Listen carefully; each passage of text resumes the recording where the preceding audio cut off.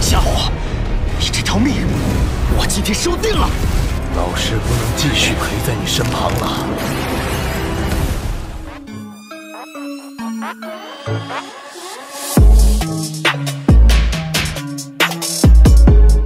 Halo para tetua, para pecinta Battle True Heavens dimanapun kalian berada. Gimana nih kabar para tetua yang selalu stay dan udah selalu meramaikan kolom komentar? Udah siap kancut dengan perjalanan dari Mang Oyan? Kuilang gak usah pakai lama-lama lagi, kita kancutkan perjalanannya dan selamat berimajinasi.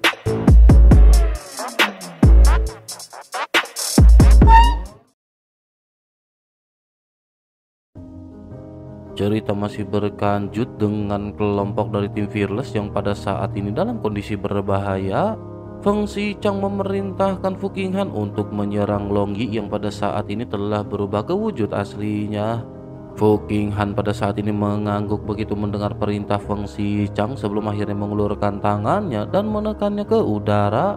Fu Qinghan pada saat ini mengeluarkan domain miliknya yang bernama kelahiran kembali ke alam beracun. Tiba-tiba serangga beracun yang tak terhitung jumlahnya muncul dan menyerbu ke arah Long Yi. Mereka bertiga sudah memutuskan untuk menghabisi Long Yi saat ini. Long Yi hanya bisa melawan dengan keras kelapa pada saat yang sama. Kekuatannya saat ini masih berada di langkah ke-9 keabadian Kaisar dan ia telah berada di puncak langkah ke-9 untuk waktu yang lama. Long Yi pada saat ini mengeluarkan raungan naga yang mengguncang bumi seolah-olah seluruh bintang bergetar hebat. Namun pada saat ini aura yang kuat terpancar dari tubuh Long Yi dan menyebar dengan cepat. Satu sisi mata naganya seperti bulan sementara sisi lainnya seperti matahari berwarna merah. Long Yi membuka dan menutup matanya lagi dan ketiga sosok yang berhadapan dengan Long Yi terlempar mundur. Semua serangga beracun di tubuh mereka berubah menjadi ketiadaan dan menghilang. Long Yi memanfaatkan krisis ini dan berhasil menerobos ke tingkat pertama keabadian dewa.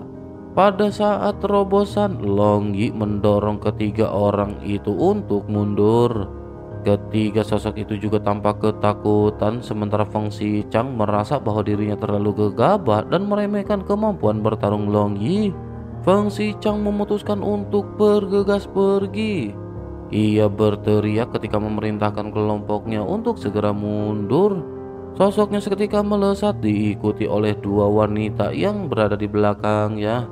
Ketiganya berubah menjadi kilatan pelangi panjang dan hendak bergegas. Namun pada saat ini terdengar suara gemuruh di tengah badai pasir dan cahaya kemasan yang menutupi langit dan matahari menderu dari jauh. Jangkauannya begitu luas hingga hampir mencakup arah pergerakan ketiga sosok tersebut menyebabkan mereka berhenti sejenak. Selanjutnya sebuah kekuatan yang tak terlihat segera menyapu mendekat. Ketiga orang itu kembali menyemburkan darah dan kembali terbang mundur. Cahaya keemasan muncul di depan mata semua orang dan ini merupakan pilar cahaya keemasan yang menutupi langit dan matahari. Pupil mata Feng Xichang pun menyipit ketika melihat sosok yang bergegas menghampirinya. Begitu benda ini mendekat, sebuah tinju berisi kekuatan mengerikan tiba-tiba menghantamnya. Feng Xichang melambaikan tangannya dan sebuah kuali pada saat ini muncul di hadapannya. Kedua belah pihak saling bertabrakan dan terdengar suara teredam yang menyapu langit. Kuali giok itu pecah dengan suara keras dan bayangan hitam di depannya sekali lagi melesat ke arah Feng Xichang. Wajahnya berubah dan ia pada saat ini hanya bisa terlempar mundur dengan cepat. Namun bersama dengan hal tersebut, Feng Xichang akhirnya melihat dengan jelas siapakah sosok yang menyerangnya. Ini adalah Xiaoyan yang merupakan orang yang paling tidak ingin ditemuinya.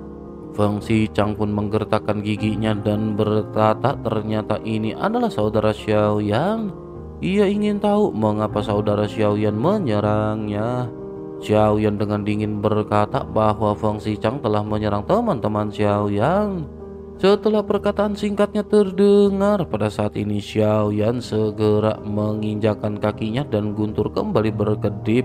Xiaoyan mendekati Feng Xichang dengan kecepatan tinggi dan langsung meninjunya. Ketika ekspresi Feng Xichang sedikit berubah, ia menekan kelima jarinya ke udara dan 5 riak segera mundur di kehampaan di hadapannya. Riak ini menyebar dan berubah menjadi lingkaran cahaya yang terbang ke arah Xiaoyan. Xiaoyan berdiri tegak dan tidak menghindari serangan tersebut, membiarkan lingkaran cahaya tersebut menimpa Xiaoyan. Banyak suara ledakan dan pecahan terdengar bersamaan, tetapi sosok Xiaoyan tidak berhenti sama sekali. Feng Xichang juga pada saat ini terus mundur dengan wajah yang semakin memucat. Feng Xichang kembali berteriak kepada Xiaoyan bahwa semua ini adalah kesalahpahaman. Sebaiknya saudara pada saat ini mendengarkan penjelasan Feng Xichang. Xiaoyan mengabaikan Feng Xichang dan 9 segel bintang berkelip di antara alis Xiaoyan. Ketika tubuh asli dan klon bergabung, Xiaoyan benar-benar merasakan bahwa ada kekuatan yang lebih kuat yang tersembunyi dari tubuh Xiaoyan. Tinju Xiaoyan pada akhirnya segera menghantam Feng Xichang dengan keras. Feng Xichang mengangkat tangannya dan armor besi pada saat ini langsung muncul di tubuhnya.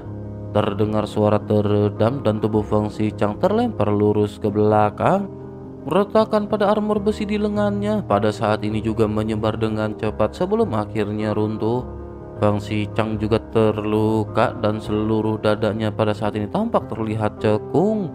Pada saat yang sama, kedua wanita di belakangnya juga meraung dan ular piton putih mereka yang takut pada Long Yi pada saat ini menyerang ke arah Xiaoyan. Saat ular piton putih itu bergerak, ia membuka mulutnya dan memuntahkan racun. Pada saat ini mata Xiaoyan sedingin es dan kilat kembali menyambar. Xiaoyan langsung bergerak ke samping ular piton putih dan menghantamkan tinjunya yang dibalut dengan api ke tubuh ular tersebut. Ular piton putih ini jelas merupakan hewan peliharaan favorit salah seorang wanita di antaranya. Namun kekuatan pukulan Xiaoyan ini begitu kuat sehingga tidak peduli jenis ular piton putih apapun itu, ia sudah pasti tidak akan mampu menahan pukulan Xiaoyan. Ular piton itu mengeluarkan desisan menyakitkan sebelum akhirnya tubuhnya yang terkena tinju Xiaoyan langsung meledak. Tubuh ular piton ini seketika terpecah menjadi 2 bagian. Mata Fu Qinghan menyipit dan ia bergegas maju untuk memeriksa ular piton miliknya. Selanjutnya ia menatap ke arah Xiaoyan dengan tatapan penuh kebencian. Sementara itu wanita lainnya saat melihat ular piton yang dihancurkan oleh Xiaoyan, sosoknya tidak berani melakukan tindakan. Ia sama sekali tidak berani mengeluarkan katak guntur miliknya untuk berhadapan dengan Xiaoyan. Sementara itu di sisi lain, setelah merasakan kekuatan bertarung Xiaoyan, Feng Xichang mengerti bahwa Xiaoyan belum sepenuhnya menggunakan kekuatan tempurnya. Tidak menjadi permasalahan bagi Xiaoyan untuk melawan 3 orang sendirian. Terlebih lagi ia juga melihat tanda yang berkedip di antara alis Xiaoyan pada saat sebelumnya. Meskipun ia tampaknya tidak mengetahui apakah itu, ia dapat menyimpulkan bahwa tubuh Xiaoyan telah mencapai tingkat keabadian. Kekuatan fisik Xiaoyan beserta dengan kekuatan kultivasinya tampaknya telah mencapai tingkat keabadian dewa. Kekuatan tempurnya berada di luar kemampuan mereka untuk dihadapi. Dalam pertempuran singkat sebelumnya, Feng Xichang benar-benar hampir hancur total oleh serangan Xiaoyan. Meskipun sosoknya terluka parah, Feng Xichang pada saat ini mendatangi Xiaoyan dan membungkuk dalam-dalam sambil menangkupkan tangannya. Feng Xichang berkata bahwa ia berharap saudara pada saat ini tenang. Mereka mengakui kesalahan mereka. Jika saudara mengampuni nyawa mereka, mereka akan membawa saudara ke tempat binatang buas luar angkasa yang berbahaya yang seperti sebelumnya disebutkan. Semua kristal waktu dan ruang yang mereka miliki juga akan diberikan kepada Xiaoyan. Mereka benar-benar tidak tahu bahwa orang ini adalah teman Xiaoyan. Mereka benar-benar meminta maaf karena mereka telah menyinggung Xiaoyan atas hal ini. Xiaoyan melirik Feng Xichang dengan acuh tak acuh sebelum akhirnya berbalik menatap ke arah Long Yi yang telah berubah menjadi tubuh asli Zhu Jiuyin. Sosok besar yang menutupi langit dan matahari memiliki fluktuasi samar yang benar-benar sangat mengejutkan. Setelah melihat Xiaoyan, semua orang di tim Fearless pada saat ini menghela nafas lega. Sementara itu tubuh asli Long Yi di langit menghilang sebelum akhirnya berubah menjadi bentuk manusia dan datang ke sisi Xiaoyan. Xiaoyan segera bertanya kepada Long Yi apakah ada sesuatu yang serius yang telah terjadi. Long Yi tersenyum bodoh dan menggaruk kelapanya sebelum akhirnya berkata bahwa Long Yi baik-baik saja. Selain itu ia telah lama tidak mampu menerobos ke keabadian para dewa. Namun pada akhirnya hari ini ia telah berhasil menerobos keabadian para dewa di dalam pertempuran. Xiaoyan menghela nafas dan berpikir tampaknya pengepungan 3 orang sebelumnya memberi inspirasi pada Long Yi. Selain dari krisis hidup dan matinya sendiri, karena semua anggota tim Fearless ada di sini, Long Yi berprinsip bahwa ia tidak bisa mokat dan tekad inilah yang membawanya keluar dari pengepungan dan berhasil menerobos ke keabadian para dewa. Dengan hal ini Long Yi pada akhirnya menjadi salah satu pasukan tempur teratas di dunia sensi. Sementara itu di sisi lain, pada saat ini Feng Xichang segera kembali menangkupkan tangannya dan berkata bahwa semua itu hanya kesalahpahaman. Ia benar-benar ingin meminta maaf. Ia juga memiliki beberapa obat penyembuh yang bisa digunakan oleh Long Yi. Xiaoyan kembali mengabaikan Feng Xichang dan bergerak untuk memeriksa anggota tim Fearless. Untungnya setelah sedikit diperiksa, semua orang pada saat ini tampak baik-baik saja. Xiaoyan pada akhirnya segera berkata bahwa Xiaoyan bisa melupakan permasalahan ini. Xiaoyan lanjut melirik ke arah Feng Xichang dan bertanya di manakah makhluk angkasa berbahaya yang disebutkan oleh Feng Xichang. Ceritakan kepada Xiaoyan secara spesifik rencananya dan cara menghabisi monster tersebut. Feng Xichang dengan penuh hormat pada saat ini menghela nafas dan luka-luka di tubuhnya berangsur pulih. Dadanya yang cekung juga kembali normal, tetapi ekspresinya tampak dipenuhi dengan perasaan lebih hormat kepada Xiaoyan. Feng Xichang pun segera menjelaskan bahwa bintang itu berada di sebelah bintang ini dan bintang tersebut disebut dengan bintang iblis kuno. Binatang luar angkasa berbahaya di sana disebut dengan kupu-kupu neraka. Ia akan menggunakan bubuk sisik yang dapat menyebabkan angkasa runtuh setelah ledakan. Serangannya akan membawa kekuatan sobekan yang sangat kuat. Selain itu sosok ini juga dapat berteleportasi. Namun meskipun begitu tentu akan ada batasan berapa kali ia akan dapat melakukannya, dan dengan itu mereka bisa mengejarnya. Serbuk sisik yang dipancarkannya juga takut terhadap api, tetapi mereka membutuhkan api yang cukup kuat untuk membakar. Feng Xichang memiliki api binatang di sini, tetapi ia merasa itu saja tidaklah cukup. Serbuk sisik dari makhluk tersebut juga sangat beracun, oleh karena itu harus dimusnahkan sebelum mereka dapat menyerang tubuh binatang tersebut. Xiaoyan menatap ke arah Feng Xichang yang berbicara perlahan dengan penuh keseriusan dan terdengar tidak sedang berbicara omong kosong. Tampaknya ia tahu banyak tentang sosok monster yang bernama kupu-kupu neraka ini. Tetapi yang benar-benar menarik perhatian Xiaoyan adalah kemampuan dari monster tersebut. Bukankah kemampuan teleportasi pada hakikatnya adalah kemampuan dari jiwa void? Mungkinkah kupu-kupu neraka ini memiliki hubungan dengan jiwa gua void? Xiaoyan pun sedikit mengangguk sebelum akhirnya dengan singkat segera berkata sebaiknya mereka segera pergi. Feng Xichang pada saat ini sedikit mengangguk mendengar apa yang baru saja dikatakan oleh Xiaoyan. Sementara itu Xiaoyan lanjut menatap ke arah Long Yi dan berkata bahwa Long Yi telah berhasil menembus keabadian dewa. Masih banyak binatang buas di tempat ini dan Long Yi bisa memimpin tim untuk menunggu Xiaoyan di sini. Long Yi mengangguk sementara Xiaoyan pada akhirnya segera memerintahkan Feng Xichang untuk memimpin jalan. Xiaoyan berpikir bahwa sekarang Long Yi sudah berada di sini dan kekuatannya telah meningkat dan Xiaoyan bisa melepaskannya untuk sementara. Setelah apa yang terjadi pada Cailin, Xiaoyan mengerti bahwa terkadang Xiaoyan tidak bisa terlalu protektif dan membiarkan orang pergi sendiri dan mengalami bahaya. Pada akhirnya setelah pengaturan dibuat, Feng Xichang segera memimpin jalan untuk kelompok Xiaoyan. 6 sosok berubah menjadi kilatan pelangi panjang ketika meninggalkan planet tersebut.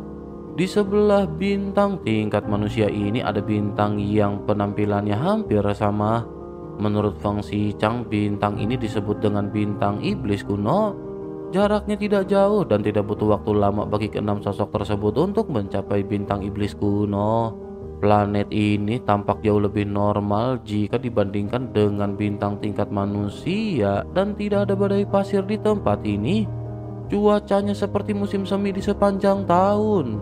Tanamannya juga subur dan tampak dipenuhi dengan vitalitas.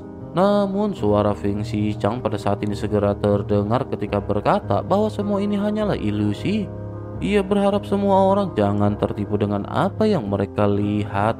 Selanjutnya Feng Xichang memimpin semua orang untuk mendarat di tanah. Begitu kaki mereka menyentuh tanah, perubahan luar biasa terjadi di sekitar mereka. Pemandangan yang semarak itu menghilang dan ketika menatap ke sekeliling, tempat ini sepi dengan beberapa batu oval besar. Jika diperhatikan lebih teliti, ada juga benang sutra yang melilitnya. Namun batu-batu oval ini juga terlihat tidak lengkap dan tampaknya sesuatu yang awalnya tumbuh di dalamnya kini telah keluar dari cangkangnya. Dapat dikatakan batu oval ini seperti kepompong yang telah ditinggalkan oleh penghuninya. Masing-masing kepompong ini berukuran setidaknya beberapa puluh kaki. Melihat hal tersebut, Xiaoyan pun segera bertanya apakah semua yang keluar dari cangkangnya ini adalah kupu-kupu neraka. Xiaoyan berpikir bahwa dari situasi saat ini yang dapat dilihat oleh Xiaoyan hanyalah cangkang kepompong. Dengan banyaknya kepompong yang berada di sini, Xiaoyan bertanya-tanya berapa banyak monster kupu-kupu neraka yang berhasil keluar. Sementara itu di sisi lain, menanggapi pertanyaan Xiaoyan, Feng Xichang pada saat ini segera kembali menjelaskan. Feng Xichang berkata bahwa sesungguhnya bukan seperti itu kenyataannya. Jumlah mereka sangat sedikit dan umur mereka sangat pendek. Oleh karena itu mereka perlu bereproduksi terus-menerus. Bersamaan dengan perkataan Feng Xichang yang terdengar, tiba-tiba suara dengungan pada saat ini tersebar di telinga semua orang. Wajah Feng Xichang tiba-tiba berubah dan ia segera bergegas ke salah satu kepompong. Ia juga segera memerintahkan Xiaoyan untuk bersembunyi karena kupu-kupu neraka akan datang. Mendengar hal ini, Xiaoyan segera ikut bersembunyi ke dalam kepompong lain. Setelah beberapa saat, suara itu semakin dekat dan Xiaoyan melihat sekelompok kupu-kupu neraka berwarna biru tua transparan. Setiap kali mereka mengepakkan sayap, sosok mereka tiba-tiba menghilang dan muncul ratusan kaki jauhnya. Setiap kali hal tersebut terjadi, mereka tampak seperti berteleportasi dan muncul di tempat lain. Tetapi yang paling jelas terlihat pada saat ini adalah setiap kali mereka mengepak, ruang di sekitar mereka menunjukkan tanda-tanda keruntuhan. Sesaat kemudian, kawanan kupu-kupu neraka instan muncul di atas kelapa Xiaoyan dan yang lainnya. Feng Xichang pada saat ini mengumpat di dalam hati bahwa ini benar-benar sungguh sangat sial. Auranya yang kuat langsung melonjak keluar dan ia seketika membentuk perlindungan di atas kelapanya. Dua gadis di belakangnya juga melakukan hal yang sama. Di sisi lain, meskipun Xiaoyan tidak tahu apa yang akan terjadi selanjutnya, Xiaoyan meniru apa yang dilakukan oleh Feng Xichang. Api melonjak keluar dan membentuk perisai api di atas kelapa kelompok Xiaoyan. Xiao Yueli juga yang tidak tahu apa-apa pada saat ini segera melambaikan sabit kematian miliknya. Ia mengikuti pergerakan Xiaoyan dan kekuatan reinkarnasi berubah menjadi benang sutra hitam yang membentuk jaring.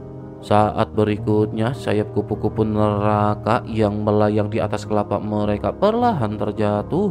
Perisai api Xiaoyan langsung terkena pukulan keras dan hancur. Bahkan dengan kekuatan reinkarnasi Xiao Yueli untuk mendukungnya, pertahanan mereka tetap langsung hancur oleh kekuatan tak terlihat. Kekuatan tak kasat mata ini juga bukanlah penindasan, melainkan sebuah kekuatan yang lebih kuat lagi. Selain itu, dengan penambahan kekuatan aturan tingkat lanjut, bukan hanya ruang saja yang runtuh, melainkan juga semua yang berada di sekitar. Darah Xiaoyan pada saat ini tampak mendidih. Kekuatan aturan begitu kuat sehingga Xiaoyan merasa tubuh dan jiwanya dihancurkan. Dalam sekejap Xiaoyan memasuki kondisi kacau, seolah-olah Xiaoyan akan hancur bersama dengan ruang. Barulah ketika sebuah tangan diletakkan di bahu Xiaoyan, Xiaoyan kembali tersadar. Xiaoyan menatap tangan giok ramping di bahunya yang ternyata adalah tangan Ye Beijing. Ye Beijing selalu diam di sepanjang jalan dan tidak pernah mengambil tindakan apapun terkecuali saat ini. Ye Beijing juga pada saat ini meletakkan tangannya yang lain di bahu Xiao Yueli. Ketika keduanya tersadar, mereka segera mengucapkan terima kasih kepada Ye Beijing. Seiring dengan kesadaran mereka yang kembali, mereka menatap ke arah sekelompok kupu-kupu neraka yang telah menghilang. Sementara itu di kepompong lain, situasi Feng Xichang dan dua orang lainnya tampak jauh lebih buruk. Mereka berlutut di tanah dan memuntahkan darah. Dapat dikatakan mereka terluka serius dan setelah sedikit pulih, mereka bertiga langsung duduk bersila untuk kembali memulihkan diri. Xiaoyan segera mendatangi kepompong dan bertanya kepada Feng Xichang apakah mereka adalah sosok-sosok yang ingin dihabisi. Feng Xichang menghembuskan nafas busuk dan ia tampak tidak seberuntung kelompok Xiaoyan. Tampaknya butuh waktu yang lama bagi mereka untuk pulih dan ia pada saat ini menghela nafas. Selanjutnya ia berusaha untuk menjawab pertanyaan Xiaoyan. Ia menjelaskan bahwa mereka belum mencapai level bahaya. Yang ingin mereka bunuh adalah Raja Kupu-Kupu Neraka dari Raja Kupu-Kupu Neraka itu sendiri. Feng Xichang lanjut berdiri dan merapikan pakaiannya yang acak-acakan sebelum akhirnya kembali menatap ke arah Xiaoyan. Xiaoyan lanjut memperhatikan Feng Xichang yang tampaknya tidak mengalami cedera apapun dan hal ini sedikit mengejutkan Xiaoyan. Sementara itu Feng Xichang segera kembali menjelaskan bahwa yang mereka temui sebelumnya hanyalah kupu-kupu neraka yang masih muda. Sementara itu yang akan mereka bantai adalah mereka yang telah mencapai level kritis yang merupakan Raja Kupu-Kupu Neraka. Xiaoyan mengerutkan kening sebelum akhirnya bertanya lebih lanjut apa yang terjadi setelah mereka berhasil menghabisi sosok-sosok tersebut. Feng Xichang lanjut menjelaskan bahwa setelah menghabisinya, mereka akan memperoleh sejumlah besar kristal waktu dan ruang.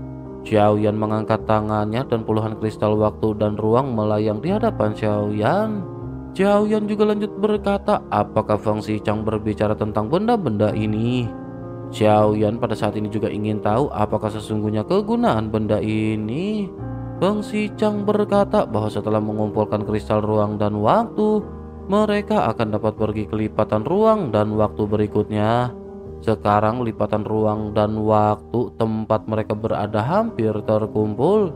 Feng Xichang percaya bahwa Xiaoyan juga di sini untuk mendapatkan jiwa void.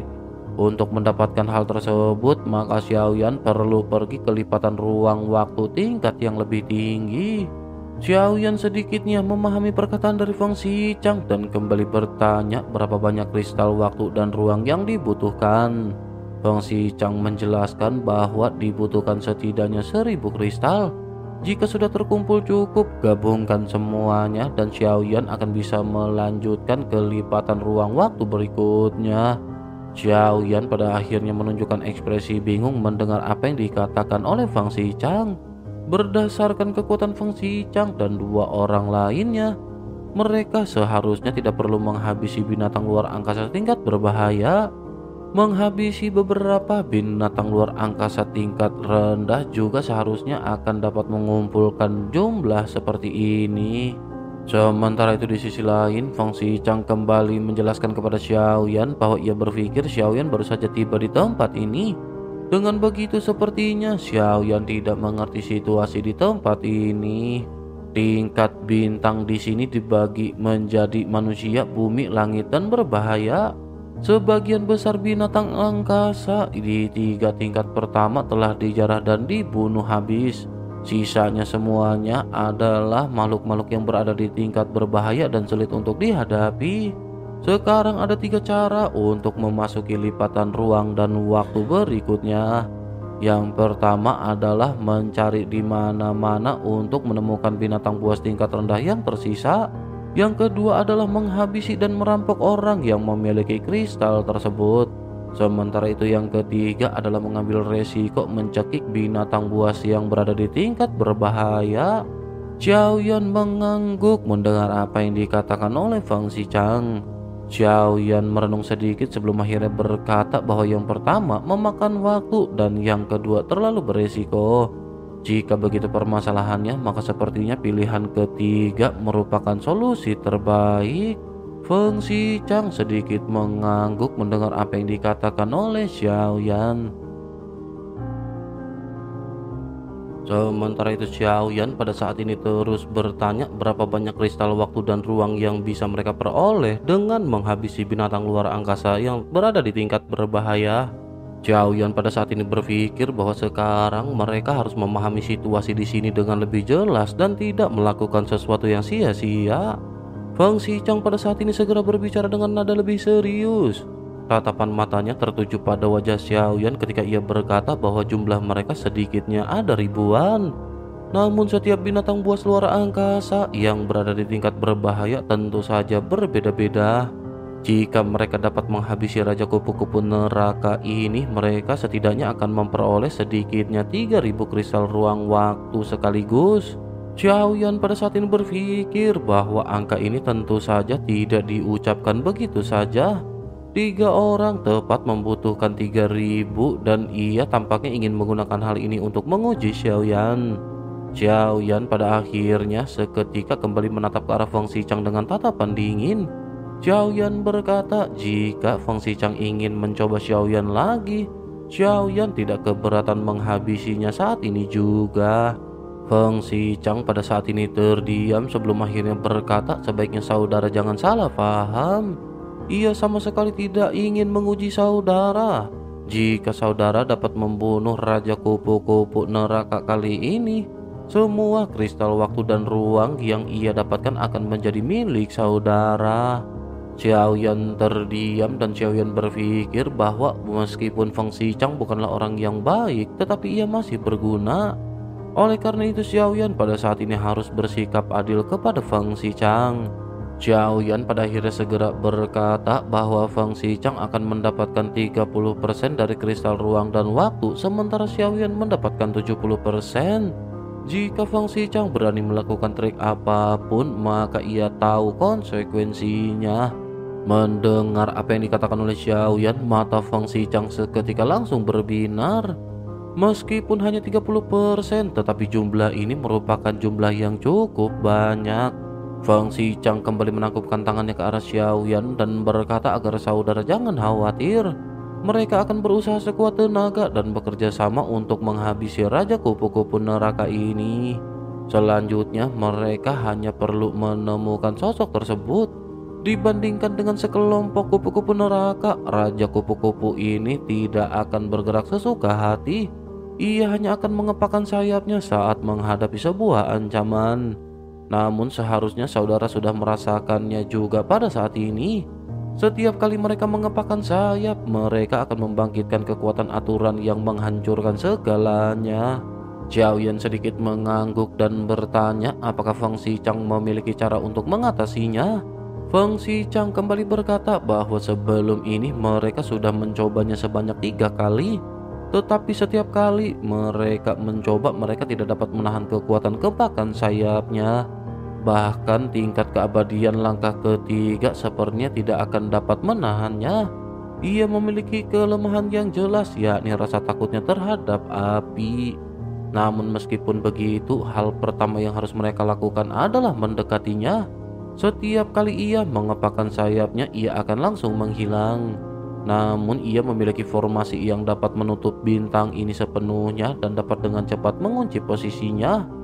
Selama mereka terus mengejarnya dan menahan kekuatan kepakan sayapnya, mereka akan bisa membantainya. Hanya saja kekuatan spiritualnya tidak cukup dan ia khawatir ia membutuhkan bantuan saudara untuk menyiapkan formasi. Xiaoyan menatap ke arah Feng Xichang yang tersenyum kecut setelah mengatakan hal ini.